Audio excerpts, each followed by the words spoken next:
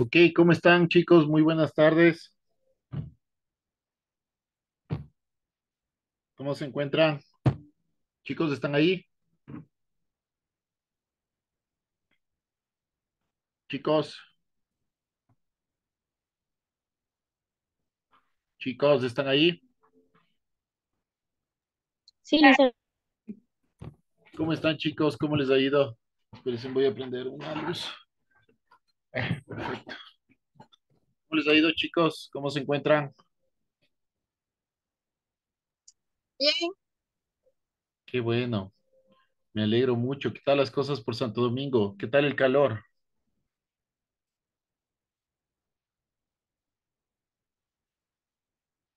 Chicos, ¿seguros están ahí?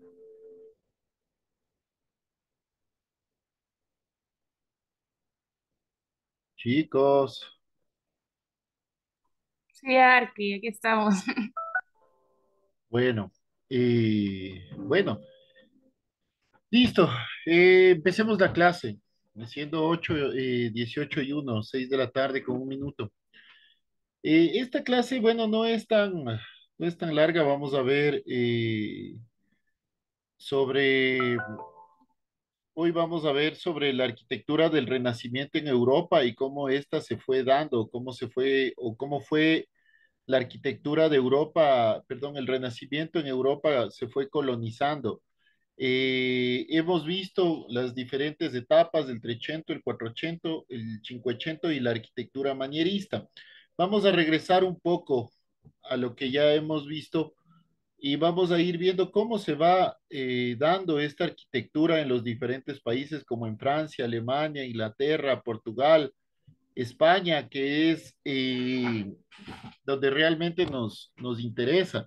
Vamos a hacer una comparativa de los diferentes países, cómo se fue dando esta arquitectura y cómo se va, ¿cuál es la palabra? Distinguiendo entre país y país, ¿no? Por ejemplo, si es que vemos lo que se dio en Dinamarca versus lo que se dio en Londres, aunque sean países muy cercanos, o lo que se dio en España versus lo que se dio en Italia, que son también países muy cercanos, ¿no? Bueno, y por ejemplo, vamos a ver cómo en Holanda o Países Bajos, en Amberes, cómo empieza ya a tomar un poco estos tintes ya un poco tipo barroquistas o tipo barroco o un manierista más profundo, más fuerte. Bueno, vamos a ver también en otros lugares cómo se dio eh, el manierismo, ¿qué digo? La arquitectura renacentista, cómo se dio también, por ejemplo, en Croacia. En Croacia hay una iglesia muy hermosa eh, que, realmente se parece mucho, por ejemplo, a la iglesia de San Pedro en Roma. Igual vamos a ver lo que se dio en Hungría, lo que se dio en Rusia. En Rusia, como yo les indicaba, los arquitectos, por ejemplo, de rusos o los insignes arquitectos rusos del Renacimiento tienen nombres italianos, ¿no? Igual en Polonia, como les decía, en Países Bajos hay la arquitectura de Amberes o Amberes, que también es muy hermosa. Y vamos a empezar ya a entrar a la arquitectura española, a la arquitectura del Renacimiento español, con los tres estilos que ya lo vimos a un inicio. El plateresco, el purista o clasista y el herreriano, ¿no? Y al final les voy a pedir para que el día sábado lleven unas hojitas de papel bond, unos lápices, rapidógrafos, y sobre todo deben impresa una imagen de cualquier arquitectura renacentista que hasta el momento hayamos visto y les haya gustado, ¿sí? Sin más que decirles, bueno, hemos ido o hemos tenido un recorrido histórico sobre la arquitectura renacentista y manierista. Hemos hecho algunas paradas, digámoslo así, a través de este viaje histórico. Por ejemplo, lo que se dio en el 480, en el 580 y en el manierismo. Y también sobre los tratadistas del clasicismo, ¿sí? Eh, ok, no sé si es que hasta ahí tiene alguien alguna consulta.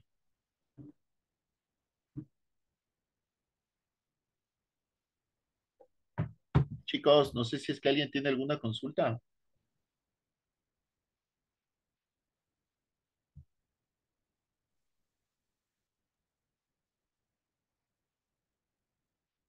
Chicos, No, Arqui. bueno, entonces empezamos. No sé si están viendo mi pantalla. Chicos, No, no se comparte. no se comparte, hijo de pato. Muchas gracias por avisarme. ¿Ahí ya se comparte? La pantalla sí. Ok, ok. eh, ya. ¿Sí están viendo mi pantalla, chicos? Sí, Arqui. Ok. Bueno, lo que vamos a ver hoy es la arquitectura en el del Renacimiento en Europa, es decir, cómo se fue difundiendo este estilo desde Italia hasta los lugares más inhóspitos de toda Europa, en Rusia, en el Sacro Imperio Romano Germánico, en Francia, en Inglaterra, en Países Bajos, en el Reino de Dinamarca, por ejemplo. Entonces, este estilo arquitectónico característico que fue el Renacimiento y que Europa se desarrolló más o menos desde finales del siglo XIV hasta el primer tercio del siglo XVI o hasta el segundo tercio posiblemente del siglo XVI. Y trata más bien de aplicar una decoración bastante austera. No se trata de incorporar mucha decoración dentro del primer renacimiento que se dio. Más bien, la arquitectura renacentista era una aplicación de geometrías, sobre todo geometrías básicas en el 480.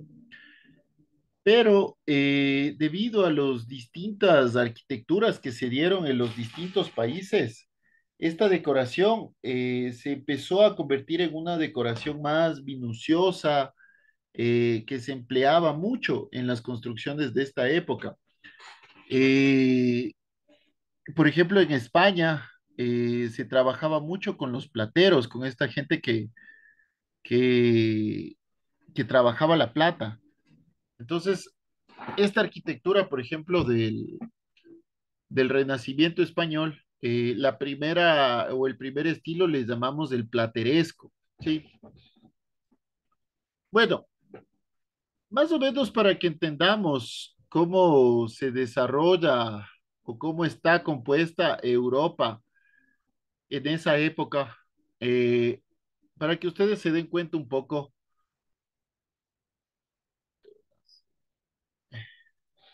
para que ustedes se den cuenta un poco, este es el continente europeo del siglo XIV. Estos, por ejemplo, aquí está la corona de Aragón, el reino de Granada, el reino de Navarra y el reino de Castilla. ¿Alguna vez ustedes se han preguntado, por ejemplo, por qué a nuestro idioma o al idioma que hablamos, que muy comúnmente se le llama español, por qué también se le llama castellano? Es porque era el idioma predominante en el reino de Castilla. Sí, por ejemplo, en Aragón, o en lo que es Barcelona, se hablaba mucho el catalán, sí. Entonces, por eso, para que ustedes más o menos dimensionen cómo estaba compuesto los distintos países o distintos reinos en esa época. Portugal siempre ha sido lo que es hasta ahora, ¿no? El reino de Portugal. Tenemos también, por ejemplo, el reino de Inglaterra, que tenía una parte de Irlanda, el reino de Francia, el reino de Francia, que tenía también la península Bretaña. Eh, tenemos también, este es el Sacro Imperio Romano, ¿no? Lo que ahora son varios países, pero uno de los más fuertes es Alemania, por ejemplo. Esto era el Sacro Imperio Romano. Aquí, esta puntita, tenemos a Venecia, ¿sí? Este es el reino de Nápoles, Sicilia, Cerdeña, Córcega, que era parte de Génova, y los estados pontificios. Ahora los estados pontificios o el Vaticano es una cosa, es una ciudad dentro de otra ciudad, es un país dentro de otra ciudad que es Roma. Entonces, en el siglo XVI se vio una ascendencia política y económica de Francia, de España, luego de Holanda, Inglaterra, Alemania, Rusia. Y este fue el resultado de que estos lugares comenzaran a importar el estilo renacentista como indicadores de esta nueva o de este nuevo estilo, de esta nueva cultura. Esto también significaba que no fuera más bien hasta 1500 eh, que el estilo renacentista comenzara a aparecer fuera de Italia. ¿Qué quiere decir esto? Es que se demoró casi un siglo posterior a lo que aparece en Italia, es decir, empieza el estilo renacentista en Venecia, en Génova, en los estados pontificios, y hasta un siglo posterior empieza a difundirse en los diferentes países de Europa, como lo vamos a ver acá, ¿no? Por ejemplo, aquí tenemos a Florencia, Bolonia, Padua, Venecia, Roma, Nápoles, que eran los principales centros artísticos de, de Italia. Aquí tenemos, por ejemplo, Salerno, Nápoles, Florencia, que también eran los principales centros del Renacimiento y el humanismo, ¿no? Entonces, por ejemplo, gracias a lo que se hizo en Florencia, se exportó a Valencia, a Zaragoza, Alcalá, Toledo, Salamanca, la arquitectura renacentista. Lo que se hizo, por ejemplo, en Bolonia y en Florencia también, se exporta a Milán, a París, a Orleans, a Amberes, que hay, Amberes, por ejemplo, es súper importante porque tiene su propia arquitectura, a Lovaina, a Bruselas, a Colonia, es decir, a los diferentes países. Por ejemplo, lo que se hizo en Venecia y Padua, se empieza a exportar hacia a Wittenberg, a Rostock, a, a Leipzig, entonces a las diferentes ciudades en ese momento. Entonces, la arquitectura europea del periodo comprendido entre los principios del siglo XIV y principios del siglo XVII en diferentes regiones, lo que demuestra un renacimiento consistente y el desarrollo de ciertos elementos del pensamiento y la cultura material griegos y romanos antiguos, ¿no? Entonces, vamos a ver, por ejemplo, ahora qué pasó, qué sucedió en los principales países. Por ejemplo, la arquitectura renacentista en Francia. El lenguaje arquitectónico propio del Renacimiento italiano no desplazó a las formas tardogóticas predominantes en el resto de Europa hasta bien entrado el siglo XVI. Por ejemplo, aquí vemos el Palacio del Louvre. No sé si ustedes recuerdan cuál es el Palacio del Louvre, donde está. la pirámide del Louvre, la pirámide de cristal, diseñada y construida por Yo Min-pei, el ganador del premio Pritzl, que es una pirámide de cristal gigante. Esto antes era un palacio, actualmente es un museo. Entonces, por ejemplo, el Palacio del Louvre en París, inicialmente empezó como un gótico tardío. Ya posterior se le fue haciendo, se le fue mutando hacia un renacimiento, ¿no? El Palacio del Louvre en París, diseñada por Lescott y cubierta por relieves de Jean Gaujon. En Francia, la recepción del Renacimiento italiano en Francia llegó con fuerza cuando Carlos VIII volvió rodeado de artistas italianos en 1496 tras la conquista de Nápoles. Es detectable el uso del nuevo estilo en los Chardiux de Loira, como Castillo de Amboise, donde Leonardo da Vinci pasó sus últimos años, ¿no? Por ejemplo, en el Palacio del Louvre, si nosotros podemos ver o observar aquí, tiene figuras o formas un poco tardogóticas, un poco del gótico ya final, de un poco del final del gótico, ¿no? Déjame ver si es que puedo borrar esto. Ya. Entonces tiene algunas figuras, o por ejemplo el sistema constructivo es hecho completamente en piedra, ¿no?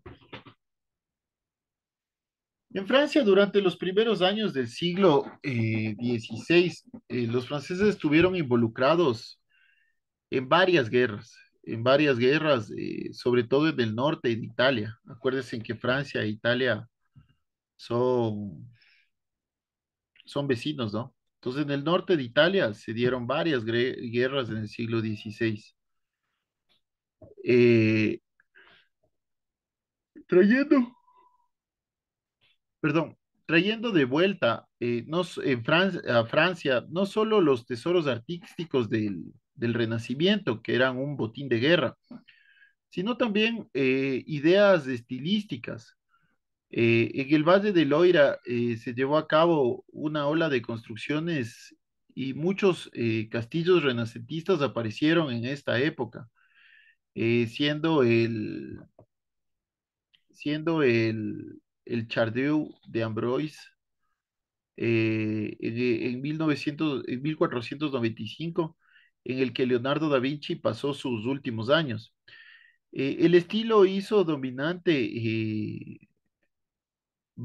hizo dominante bajo Francisco I, ¿no? ¿Qué sucedió en Alemania? En Alemania fue inspirado por filósofos y artistas alemanes como Johannes Reuchlin y Alberto Durero, que habían visitado Italia. La arquitectura más destacada de este periodo son las residencias de Landshut y el ayuntamiento de Augsburg. Este es el ayuntamiento de Colonia, por ejemplo. Entonces, en Alemania el Renacimiento fue inspirado primero por los filósofos y bueno, también por los artistas como Ruchelin y como Dureno, pero también como Albert Dürer y, y algunos otros que visitaron Italia y se quedaron bastante impresionados con lo que se hacía allá, ¿no? Muchos de ellos llevaron también algunos retratos, llevaron algunos libros, algunos tratados, y se empezó a replicar eh, este estilo en Alemania. Perdón. Hay otro, hay algunas otras obras, por ejemplo, el castillo de Heidelberg, el palacio de Johannesburg, bueno, el ayuntamiento y las casas Fugger en Ansburgo y en Múnich, y, y algunos por ejemplo, de los autores más famosos también en Italia es Wesser, por ejemplo. Eh, con algunos ejemplos predominantes como el ayuntamiento de Bremen. Sí. En Inglaterra, Inglaterra no fue sino hasta bien entrado el siglo XVII, cuando se impusieron las formas clásicas, fundamentalmente a partir de la obra de Íñigo Jones, que había estudiado en Italia y se había visto influenciado por Palladio, ¿no? Por Andreas Palladio. ¿Recuerdan que yo les decía que Palladio era uno de los más grandes? Influenció a Íñigo Jones eh, con su obra para cuando regresara a Inglaterra.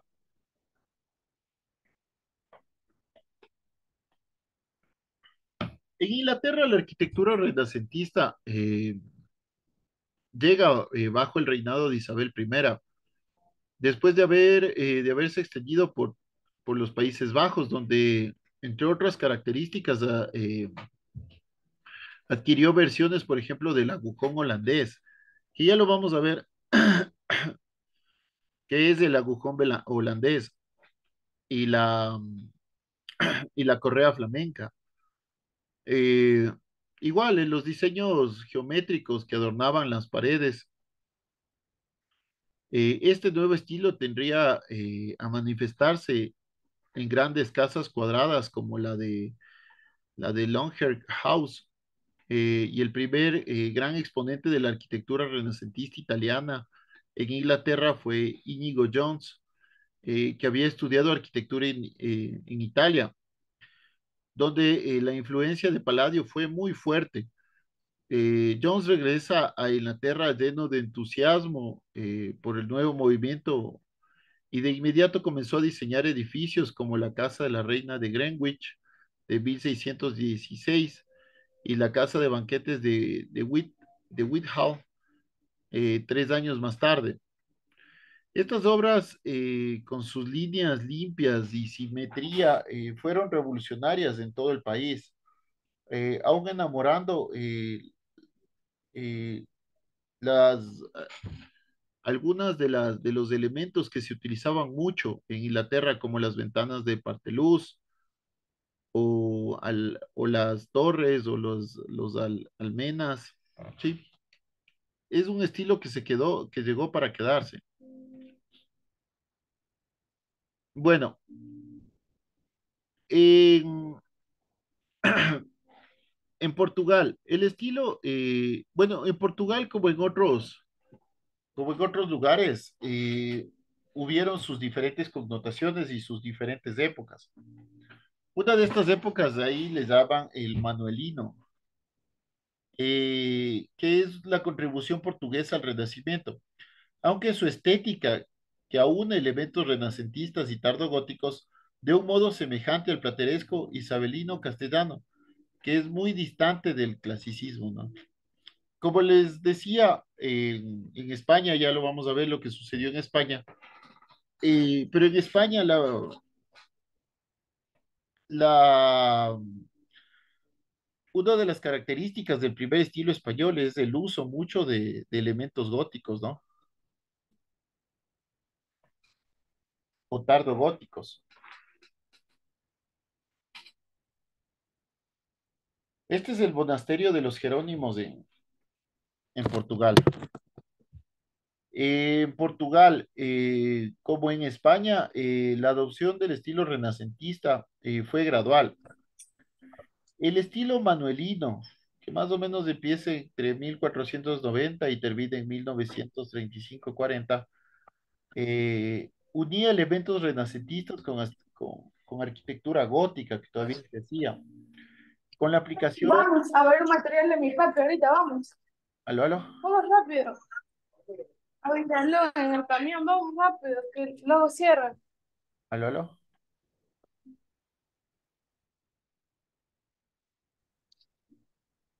Creo que habló Emilia.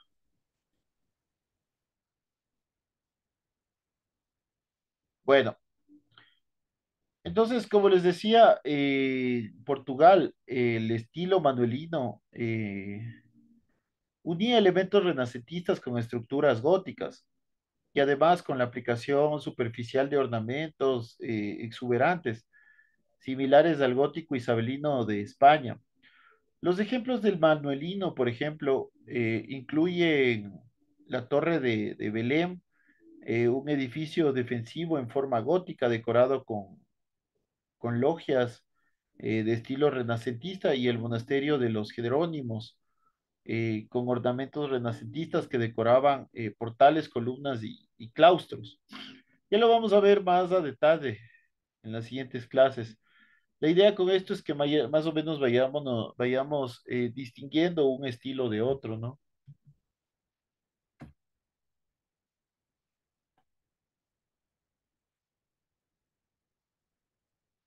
Bueno, ¿qué sucede en España?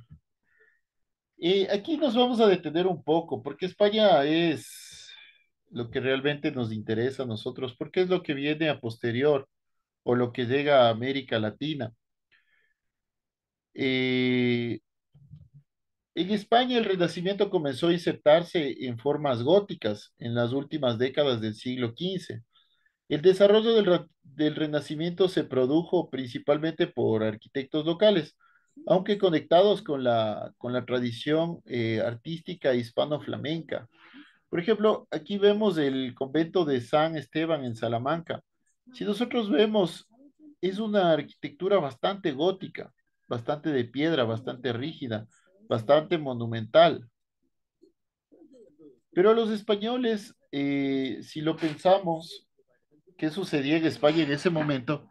Los españoles eran muy religiosos. Los españoles, por ejemplo, no pudo entrar la reforma protestante en España, porque los españoles eran muy apegados hacia la idea teocentrista. Entonces, se fueron conservando algunos elementos de este estilo arquitectónico, que es el gótico, algunos elementos de los estilos arquitectónicos anteriores. En España el Renacimiento comenzó a ser injertado en las formas góticas en las últimas décadas del siglo XV. El nuevo estilo se llamaba plateresco debido a la fachada extremadamente decorada, que trajo a la mente los motivos decorativos del trabajo intrincadamente detallado de los plateros, ¿no? Eh, los órdenes y clásicas y motivos de candelabros o el candelieri, combinadas ligeramente en tonalidades simétricas, nos daba un aspecto bastante interesante por ejemplo, con la sombra que se proyectaba en estas habitaciones. Desde mediados del siglo XVI, bajo arquitectos como Pedro Machuca, Juan Batista de Toledo, Juan de Herrera o los hermanos de Herrera, hubo una adhesión más cercana al arte de la antigua Roma, a veces anticipando el manierismo, ¿no? Por ejemplo, de las cuales incluye el Palacio de Carlos V en Granada y el Escorial. Ya vamos a ver el Escorial, por ejemplo, el Escorial es algo realmente hermoso. Bueno, entonces aquí vamos un poco a comparar qué sucedió en un lugar y en otro. Por ejemplo, aquí estamos en Italia. Esta es la Basílica de San Andrés de Mantua, en Lombardía, Italia, de León Battista Alberti. ¿Qué sucede, por ejemplo, cuando le ponemos a, a la Catedral de San Pablo de Londres de Sir Christopher Wren? Es una arquitectura que a breves rasgos conserva el estilo geométrico básico, ¿no? Pero ya si es que nos ponemos a ver la minuciosidad, son arquitecturas bastante diferentes.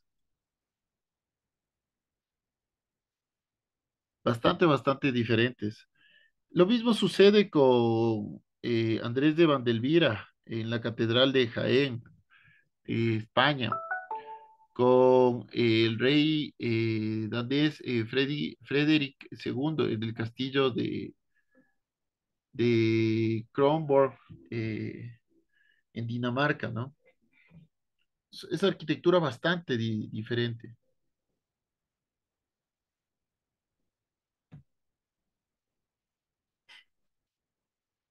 Igual, con el ayuntamiento de Poznań en Polonia y la Cornelis Floris de Brient en el ayuntamiento de Amberes. Estas son las agujas holandesas, ¿no? Por si acaso.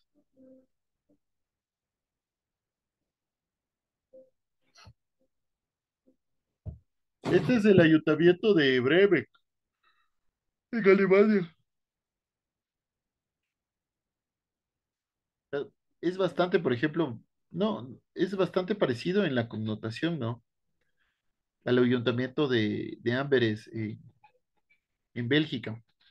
Y bueno, y este es la Basílica de San Lorenzo de Filippo Brunelleschi. Sí.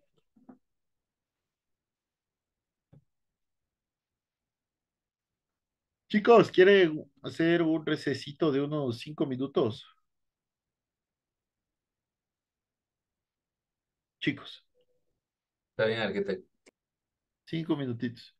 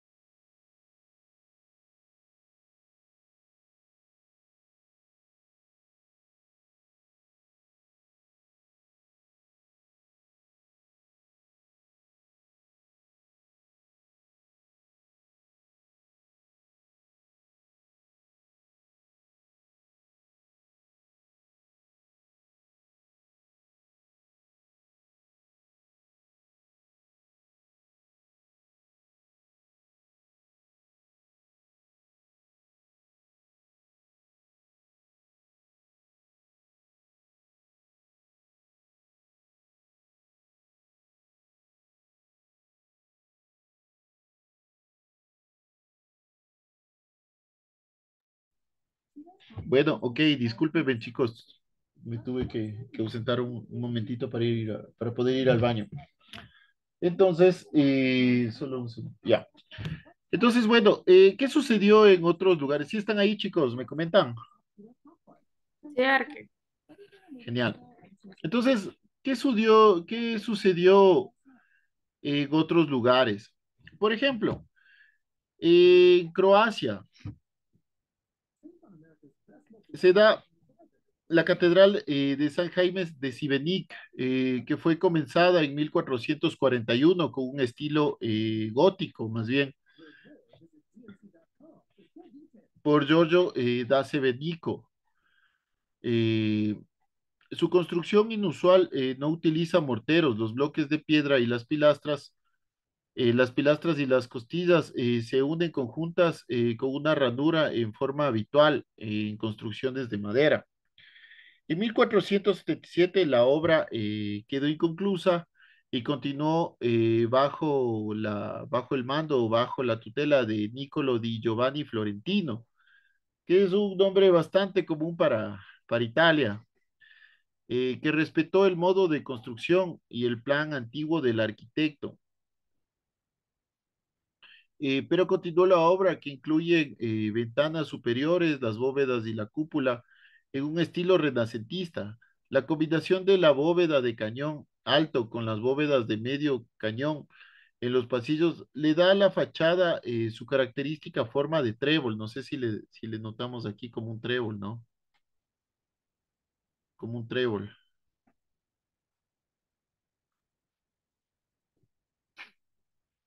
Y la primera de este tipo en la región. La catedral fue incluida en la lista de Patrimonio Mundial de la UNESCO en el 2001. Sí. En el siglo XV, Croacia se divide en tres estados. La parte norte y central de Croacia y Eslovenia, que estaba en unión con el reino de Hungría, mientras que Dalmacia estaba bajo el gobierno de Venecia, ¿no? Bueno, ¿qué sucede en Hungría? Uno de los primeros lugares en ser influenciado por el estilo arquitectónico renacentista fue el Reino de Hungría. El estilo apareció después del matrimonio del rey Matías Corvinus y Beatriz de Nápoles en 1476. Muchos artistas italianos, artesanos y albañiles llegaron a Buda con la nueva reina. En Visegrad se pudo encontrar restos importantes del palacio de verano del rey Matías, del Renacimiento temprano.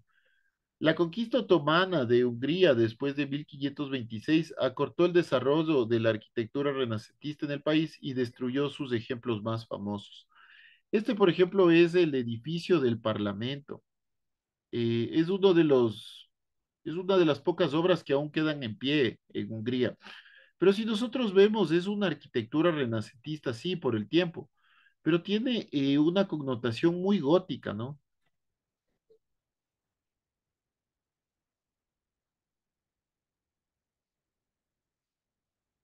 Sí, espérenme un segundito.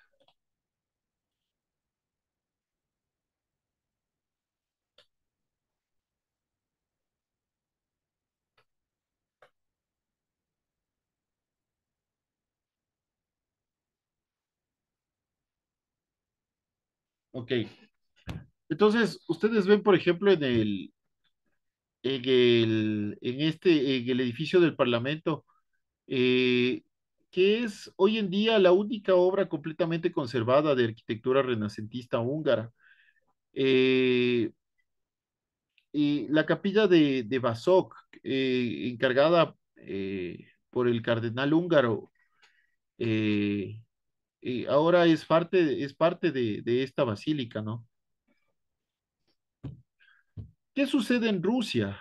En Rusia, el príncipe Iván III introdujo la arquitectura renacentista en Rusia al invitar a varios arquitectos de Italia que trajeron consigo nuevas técnicas de construcción y algunos elementos de estilos renacentistas, siguiendo en general siguiendo en general los diseños tradicionales de la arquitectura rusa en 1475, a través del arquitecto de Bolonia, Aristóteles Fioravanti, que vino a reconstruir la catedral de la demolición en el Kremlin de Moscú, dañada por un terremoto.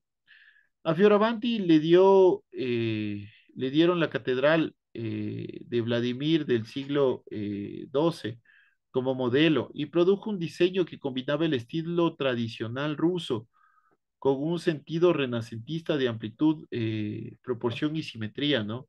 O sea, aquí vemos, por ejemplo, los frontones aquí son semicirculares, pero también tienen este estilo tradicional ruso, ¿no? De este estilo como de corona de cebolla o de corona en punta, ¿no es cierto?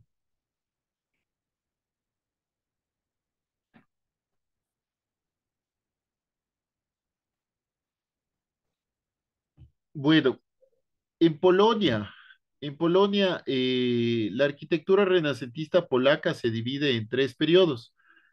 El primer periodo es el llamado italiano. La mayoría de los edificios renacentistas construidos en esta época fueron realizados por arquitectos italianos, principalmente de Florencia, como Francesco Fiorentino y Bartolomeo Berresi. Este es el patio Wawel y la capilla de Segismundo. Esto es realmente es hermoso, es impresionante esta capilla al interno. Esto es tallado solo de madera, ¿no?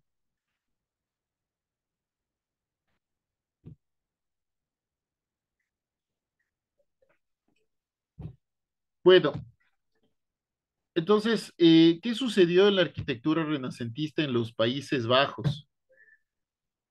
Al igual que la pintura, la arquitectura renacentista tardó un tiempo en llegar a los Países Bajos y no reemplazó por completo a los elementos góticos. Un arquitecto influido directamente por los maestros italianos fue Cornelis Floris de Wientem, que diseñó el ayuntamiento de, de Outerpen, terminado en 1569.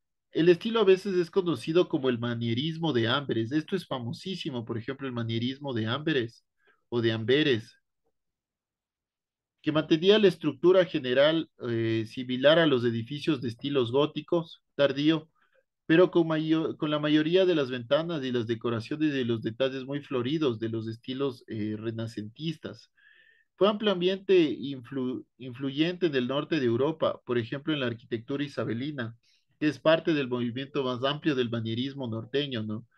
Por ejemplo, si es que nosotros comparamos esta arquitectura, el estilo de los Países Bajos o el manierismo de Amberes con la arquitectura isabelina del Reino Unido, son bastante similares, pero es porque esta arquitectura termina influenciando en el Reino Unido.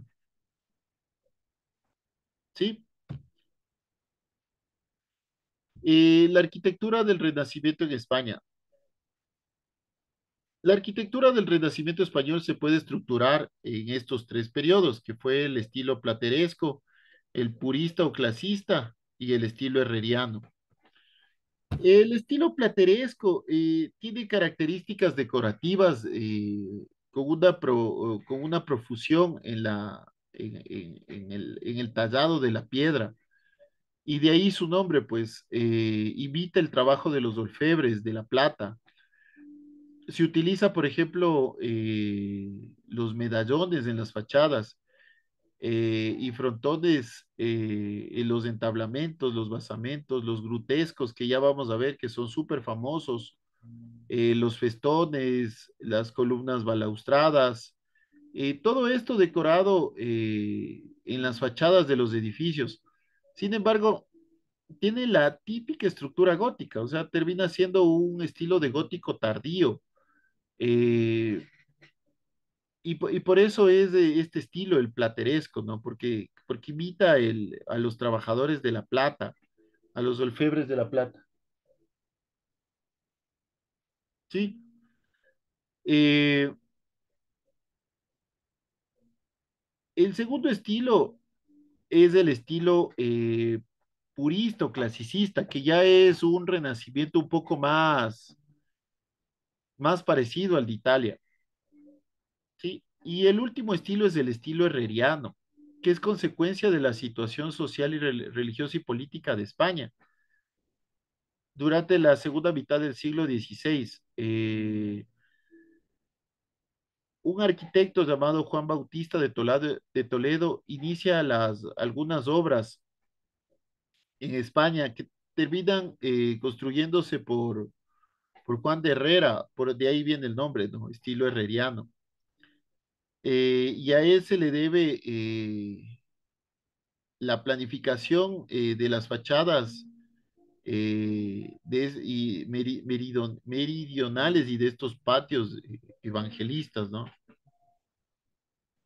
Bueno, aquí vamos a ver un poco el estilo plateresco. Estos son los medallones o los famosos medallones que simulan el uso de plata, por ejemplo, pero es en la piedra, de los orfebres de la plata.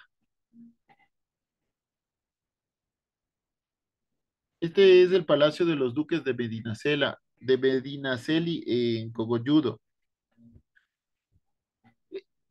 Hay que entender que el Renacimiento en España tarda en penetrar desde Italia, especialmente por la fuerza que tuvo el gótico en España.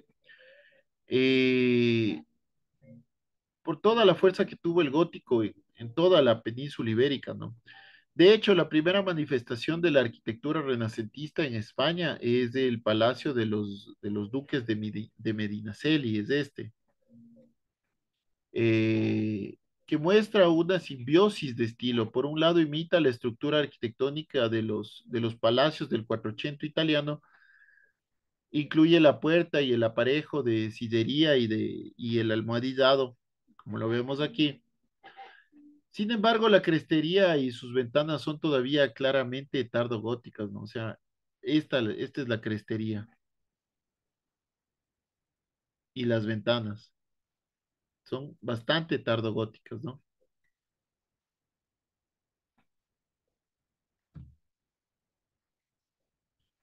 Entonces, ¿cuál es el contexto en España? ¿Qué sucedía en España en ese momento? El Renacimiento se introduce en España en el siglo XVI. El periodo se corresponde con los reinados de Carlos I y Felipe II, definidos por la hegemonía española, la belicosidad hacia el exterior. España era muy reactiva ante los otros países. El fanatismo religioso y el papel de la Santa Inquisición. Gracias a la belicosidad hacia el exterior, España vivía en un aislamiento cultural. ¿De qué se caracteriza esta arquitectura o esta cultura? Es su brevedad desde el siglo XVI, su indefinición, ya que se superponen los estilos o modelos italianos con las tradiciones peninsulares, su carácter contradictorio entre las ideas humanistas y las del catolicismo peninsular. Esto es súper importante, porque si bien es cierto, el Renacimiento venía acompañado de ideas humanistas, en España predominaba mucho el catolicismo. Entonces, esto era un estilo de contraposición entre lo uno y lo otro, lo que no permitió avanzar. Sí. Además que el arte se pone al servicio de la monarquía hispánica, lo que no sucedía mucho en el Renacimiento en los otros lugares, que sirve para que él, para lo que sirve de él para transmitir su idea de imperio, tanto desde el punto de vista civil como religioso. El Palacio de Carlos I en la Alhambra y el Escorial de Felipe II son ejemplos de la arquitectura austera, grandiosa, imperial y católica. Las artes figurativas desempeñan un importante papel en la divulgación de la espiritualidad católica, especialmente en la escultura policromada. Por ejemplo, aquí podemos ver esculturas de varios colores, no son de un solo color, ¿no? Entonces, el papel de esta arquitectura no se dio como en los otros países. Más bien se trata de mantener el teocentrismo en España, pero con una arquitectura un poco diferente, digamos. Sí.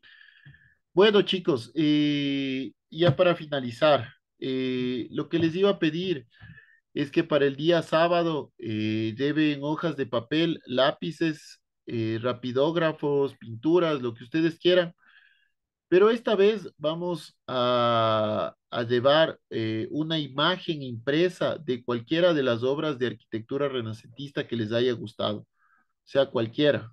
No, la anterior semana hicimos la iglesia del Jesús de la Porta, que ya es un punto de entrada hacia el barroco. Esta vez vamos a ver cualquiera de las imágenes del Renacimiento que ustedes deseen, ¿sí? Eso es, chicos, sin nada más que decirles, no sé si tienen alguna pregunta, alguna inquietud, por favor. Chicos, chicos,